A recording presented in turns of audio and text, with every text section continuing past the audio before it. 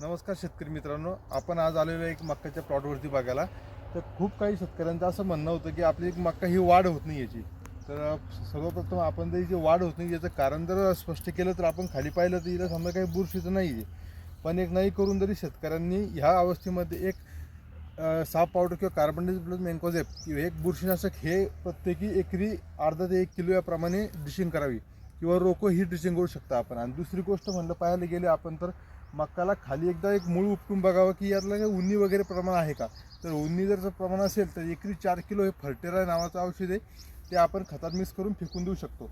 आणि दुसरी गोष्ट जर ह्या शेतकऱ्यांचं असं म्हणणं आहे की काही टप्पे खाली आणि काही टप्पे वरती आहे. तर याचं मुख्य कारण असं आहे की ह्या शेतामध्ये पहिली गोष्ट म्हणजे पहिल्यांदा सुद्धा खरीप या सीझनमध्ये मक्का झालेली आहे आणि रब्बीला पण मक्का टाकल्यामुळे हे खालीवर होत आहे. याला आपण एक म्हणजे एक उपाय म्हणून याला करू शकतो आपण. ज्ञानयुरिया हे ड्रिचिंगद्वारे करू शकतो याला, किंवा वरतून जर फवारणी करायची त्यामध्ये झिंक मारू शकतो किंवा ज्ञानयुरियासुद्धा फवारणी करू शकतो. अशा प्रकारे आपण मक्का नियोजन करू शकतो. बघू शकता की ह्या शेतात इकडे खूप मोठी मक्का आहे आणि खूप छोटी मक्का आहे. तर याला हे फक्त खताचं नियोजन व्यवस्थित करावं आणि याची काळजी घ्यावी.